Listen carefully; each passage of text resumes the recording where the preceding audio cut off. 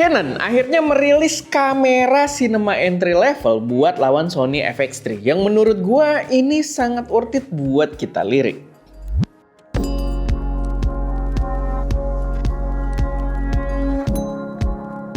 Halo semuanya, selamat datang di channel SM Media dengan gue Erwin, dan pada video kali ini gue pengen bahas sedikit aja, dan memang belum ada barangnya juga, bukan review tapi ya sedikit kita impression dari review-review yang udah ada di luar sana seputar kamera cinema entry level dari Canon yang baru aja diluncurkan, yaitu adalah Canon C50 atau C50.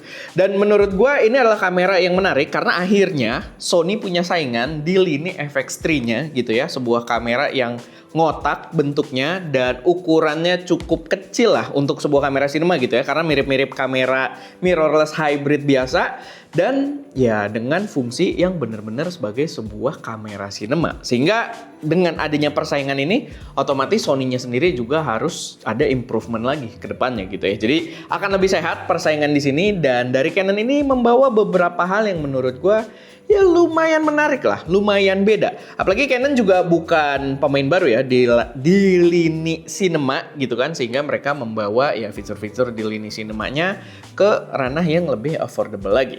Nah, kalau dari desainnya sendiri kita bisa lihat ya, dia tampangnya tuh menurut gua pribadi itu ganteng banget sebenarnya. Dia terlihat profesional, terlihat sangat cinema, cuman memang ukurannya tuh lebih bulky ya kalau kita bandingkan dengan si FX3. Jadi kalian bisa lihat, gue nggak tahu ini mungkin style hobinya Canon kali ya, tapi kalau kita lihat di bagian layarnya itu dia lebih tebel dari keseluruhan bodinya gitu. Jadi dia kayak, kalau kalian lihatnya dari atas tuh untuk bagian layarnya kayak mundur lebih jauh lagi karena dia membawa active cooling sekarang.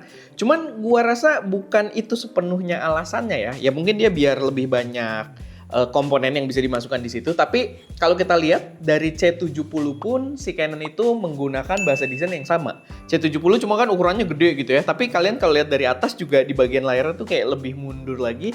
Dan ya ini hal yang sama dibawa sama kamera ini. Jadi kamera ini tuh sebenarnya si C50 kalau gue lihat dari depan tuh fotogenik gitu. Gue suka, keren. Cuman buat lihat dari atas tuh kayak kok bagian layarnya tebal banget gitu ya. Tapi ya overall kamera yang terasa sangat cinema gitu ya, bener-bener terasa proper, dan ya memang ini adalah kamera yang ditujukan sebagai cinema lainnya Canon. Dan dari bentuk aja ini udah hal yang proper ya, karena sebenarnya kita bisa bandingkan nggak lama langsung launching juga Nikon ZR yang dia tidak begitu proper sebagai sebuah cinema kamera secara bentuk gitu ya. Jadi Canon menang di sini kalau dari segi bentuk dan fungsional secara fisiknya. Tapi kita akan bahas si ZR di video berbeda. Di sini kita fokus ke Canon dulu aja. Cuma ya dia lebih kental lah gitu soal sinemanya, rasa sinemanya. Untuk sensor dia sesuai dengan yang dirumorkan ya. Dia bawa sensor baru dari Canon yang bisa merecord itu up to 7K dan udah bisa open gate juga. Dan dia juga di sini itu up to 4K 120p. Kalau misalkan kalian pengen slow-mo-nya, 2K-nya dia agak dilebihin, 2K-nya bisa sampai 180p, dan dia udah menggunakan dual base ISO juga di 800 dan juga 6400. Angka-angka yang menurut gue memang cukup sweet spot lah untuk dual base ISO gitu ya. Lalu dia merupakan proper cinema lainnya Canon karena terlihat juga ya, dia switch-nya tuh kayak kamera cinema Canon yang pernah kita coba juga. Jadi dia bisa diputar tuh kayak ke kiri untuk foto, dan ketika kalian di mode foto, menunya tuh kayak Canon EOS R series gitu ya, biasa gitu, yang kalian gampang untuk pahami, kalian pasti sangat familiar. Tapi kalau kalian masuk ke mode videonya, truk gitu, menu settingannya tuh langsung masuk ke dalam menu settingan sinemanya Canon gitu, yang identik dengan ya C200, C100, C70 dan lain sebagainya gitu ya. Jadi menurut gua ini memang benar-benar ditempatkan sebagai lini sinemanya Canon banget. Walaupun secara fungsi sebenarnya masih agak-agak hybrid juga ya, karena ya tadi dia bisa kalian masuk ke foto juga dan diberikan menu foto gitu di situ. Jadi ya hybrid, cuman condong ke cinema lain aja. Portnya sendiri juga komplit habis. Kalian bisa lihat di sisi kirinya itu dengan ukurannya yang tebel, dia juga ditempatkan banyak port yang mungkin akan kepake untuk workflow cinema profesional gitu kan. Dan dia juga udah membawa full size HDMI yang menurut gue emang udah wajib juga untuk level kamera seperti ini gitu ya, karena nggak harus cinema lain pun mirrorless hybrid yang ukurannya udah gede-gede, yang kelasnya high end gitu ya, profesional, itu rata-rata udah pakai sebuah HDMI full size untuk outputnya, dan di sini dia melakukan hal yang sama. Kenapa gue angkat ini? Karena nanti ya kita bahas yang ZR di video berbeda. Si ZR membawa HDMI yang kecil gitu. Jadi ya itu sedikit kenapa gue angkat ini aja. Kalau kita berbicara soal harga, dia nggak murah, tapi ya sesuai dengan penargetannya. Dia dijual di 3.899 US dollar, atau kalau gue konversiin aja sekarang, kemarin dolar baru naik ya, tapi ya gue konversiin sekarang itu di 64 juta rupiah. Jadi ya memang kisaran harganya adalah kisaran harga sekitar si FX3. Jadi ya menurut gue saingan yang tepat lah untuk FX3. Walaupun kalau kita ngomong ganteng, si Canon ini gue lebih suka sih kalau dilihat dari depan gitu ya. Cuman kalau overall kameranya sebenarnya gue masih lebih suka FX3 ya, dengan warnanya yang agak keabu-abuan juga gitu kan. Dan yang pembeda banget soal gantengnya adalah tali like sisi belakangnya. Si Canon ini kan tali like sisi belakangnya tuh diem satu, ya emang diem, maksudnya satu kecil. Sedangkan kalau si FX3 kan tali like sisi belakangnya tuh garis gitu ya, merah, yang itu ganteng banget gitu. Jadi kayak kalau mobil tuh kita ngeliat kayak lampu remnya tuh nyambung. Cuma ya ini nggak nyambung panjang banget juga, tapi ya terlihat lebih gagah lah gitu kalau dari sisi belakangnya. Cuman ya memang kita videografer menikmati sisi belakangnya ya. Jadi ya Sony agak menang sih di situ sebenarnya. Cuman ya itu. Lalu sebelum lanjut, karena gue tetap ada beberapa catch juga di kamera ini, tapi sebelum lanjut kita bahas kekurangannya menurut gue pengen sampaikan dulu kalau video ini disponsori oleh Satset Shoot by Faim Ahmad. Kalau kalian pengen belajar video model gitu ya, atau video portrait. Ya gue juga nggak bisa jelasin banyak, tapi itu pokoknya mantep banget. Kita juga sempat ada reviewnya seputar kelasnya, dan kalian bisa dapat diskon tambahan kalau pakai kode di bawah ini. Oke, balik lagi ke videonya sendiri, ke kameranya, pembahasan kameranya.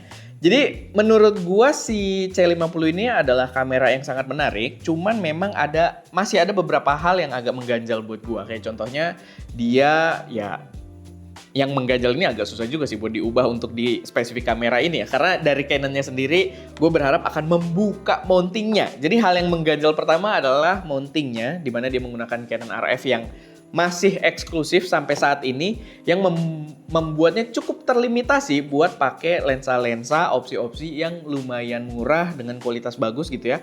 Atau ya bukan lensa-lensa Canon jelek juga ya, tapi kan pilihannya tidak sebanyak itu kalau misalkan udah dibuka gitu mountingnya. Jadi gue berharap sih Canon bisa mengambil langkah biar mountingnya ini bisa lebih bebas. Karena gini, L-mount aja, L-mountnya Panasonic, Lumix, Leica, dan ya banyak lah. Sekarang kan yang pakai L-mount, Sigma juga kamera udah pakai L-mount, DJI, cuma kita nggak tahu DJI bakal keluar kamera atau enggak, tapi mereka udah masuk L-mount. Dan kemarin, paling terakhir, paling nggak pas video ini dibuat, itu yang mengumumkan masuk L-mount itu ada Viltrox.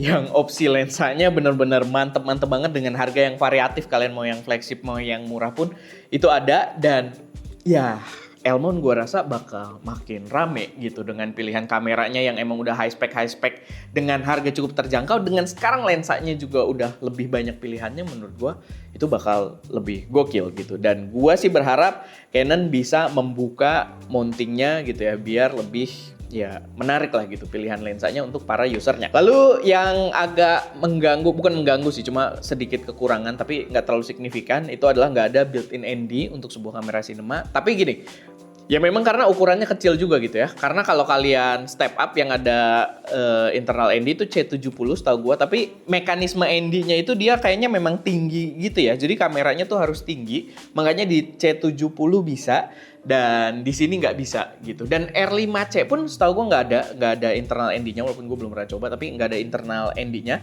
karena mekanismenya tuh dia harus ngubah-ngubah ND-nya tuh naik turun dan mekanismenya harus tinggi. Jadi ya tidak ada di sini, ya bukan hal yang berat karena FX3 juga tidak ada yang merupakan acuannya gitu kan di segmen ini yang pertama main. Sama paling yang lebih berat buat gue adalah tidak adanya IBIS gitu. Nah, tidak ada IBIS ini lumayan berat karena FX3 yang udah pemain lamanya pun itu ada gitu. Walaupun IBISnya Sony memang ya nggak sebagus Lumix, atau bahkan Canon pun IBISnya lebih bagus di full frame-nya gitu ya. Tapi tidak ada gitu. Di sini tidak ada sama sekali. Jadi menurut gue itu lumayan memberatkan. Sama paling gue juga nggak bisa janjiin reviewnya bakal datang dalam waktu dekat, karena gini, gue nggak tahu sih gue bakal dipinjemin apa nggak sama Canon. Sama kalaupun gue beli, estimasinya itu kalian kalau lihat di B&H Photo, gue sih nggak tahu ya kalau di lokalnya kita, tapi kalau kalian lihat di B&H Photo itu delivery-nya estimasinya masih Desember. Itu pun di sono gitu ya, di luar sana di B&H gitu masih Desember. Dan agak membingungkan karena besoknya kan launching si ZR Nikon. Nah, Nikon ZR itu kalau kalian lihat di BNH Photo itu dituliskan coming soon-nya dia bakal ready untuk deliver itu estimasinya di 20 Oktober. Lumayan dekat gitu, bulan depan gitu kan. Jadi ya buat gua atau maksud gua kalian jangan berekspektasi kita untuk review kamera ini dalam waktu dekat. Jadi ya cuma sedikit pembahasan di sini aja. Cuman kalau gua dapat akses buat nyobain lebih cepat, ya gua akan sangat-sangat bersemangat untuk cobain juga gitu sih kamera C50 ini. Tapi ya paling itu aja sih sedikit pembahasan dari gua. Gua pengen tahu juga, silahkan kalian taruh pendapat kalian di kolom komentar seputar Canon C50 ini. Karena jujur aja kamera yang menarik, cuma ya masih ada beberapa catch yang khas Canon juga yang membuat gua sih masih agak ya pertimbangan gue masih agak berat lah buat beli kamera ini. Tapi ya silahkan taruh juga pendapat kalian di kolom komentar. Oke, itu aja. Gue Erwin, di belakang kamera Deska dan jangan lupa untuk berkarya.